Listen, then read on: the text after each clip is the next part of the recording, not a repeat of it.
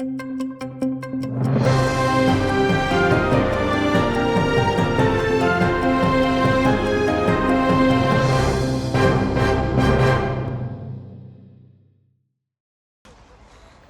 ве көз яшартыжы газ, картоплары ве қалпақларға қаршы. Қапалы yollar ве кесілген интернет. Рус көвекчілері бұл шекілде Русияге кірген Башқұртастанның Баймақ шерінде протесто жыланен көреші. 20 дәреже суық аваға бақмадан фарқлы белгілерге көре тахминен 10 bin инсан милли әрекет іштіракчілерінден біріні дестеклемек үшін мейданға шықты. Москваның тайынлегені Башқұртастан елбасшысы Хайбировның шикаяты себебінден Фаиль Альсиновны миллетлер ара нефрет уяндырғаны давасы бойынша тұтып 4 ел апис жазасына махкум еттілер. Үкімні да базар әртесі күні сестендірмек керек еділер, ама митингтер себебінден башқа күнге кечірділер. Я свою вину не признаю. Всегда боролся за справедливость, за свой народ, за свою республику. Алсиновны кечкенсіне өткерілген қасаба топлашуларынан соңра тақип етмеге башладылар. О вақыт фаалер Куштау дағында қанунсыз алтын тапулардан раатсыз еді.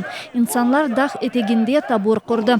Бойлеже қазма ишлеріні ве нетижесінде су ве қожалық топрақларының кирленмесіні тоқтатacak еділер. Митингте чықыш керчеклештіргенінде Алсинов деді ке, башқұртларны Украинаға қаршы женке йолағанлары вақыт айны заманда башқұр қалқы топрақларыны жоя.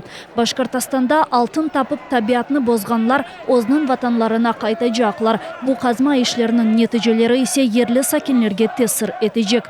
Алсинов бұл чықышуыны өз ана тілінде япты. Рус тақиқатчылары оның қоланғаны қара халық сөзіне елішті ве оны қара халық деп тержеме еттілер. Керчекте ise башқұртлар бұл сөзнен ади инсанларыны адландыра. Алсинов шымды Русияде ясақланған башқұрт тешкілятының yolbaşçısı еді. Бұл тешкілят Башқұртастанның мұстақиллігіні дестеклейді. Бұнен берабер Алсиновның өзі ачықча башқұртларны Украинаға қаршы женклешмемеге чағыра еді. Бұл кібі чықышуларны дигер протесточы фаалерде япа. Я призываю всех бойцов Башкирии покинуть территорию Украины и вернуться на свою родину для защиты своей земли и своего народа. Пока вы воюете за амбиции одного человека, ваш народ бьют дубинками ОМОН и Росгвардия.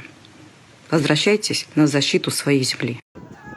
Башқұртастан фааллері ве оларның милли әрекет лидерлерінден біріне дестегіні Қырым-татар милимежіс рейсі Рифат Чубаров сеслендірді. О шымдылік Русия тарафындан ютылған Башқұртастан халқыны бірлік ве ақлары үшін күрешке чағырды. Объединяйтесь с другими порабощенными народами России. Ваш главный враг – Москва, Кремль, Путин и их местные халуи в Башкортостане, как Хабиров. Солдаты-башкиры в российской армии, переходите на сторону вооруженных сил Украины. Фаиль Альсиновны энді милли лидер деп адландыралар. Протесточылар әсе бинлерже инсан олып оны дестеклемек үшін рус көвекчілерінің басқаларына бақмадан соқақларға чықа.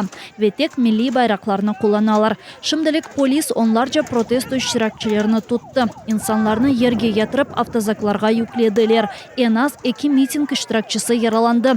Бір адамның юзы қан реван олды, дигерінің аяғы сақатланды.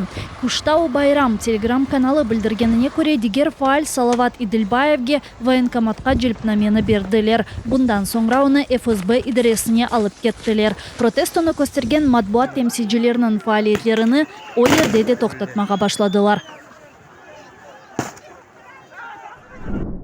Рус işgalчилері Керч көпірінде керчеклешен патлама қабатлысыны тапты. Екінші ғарби орта арби махкеме Росгвардия деңіз әдересі бөлігінің сабық рейсі Сергей Волковға 6 ел апис жазасы үкіміні шығарды.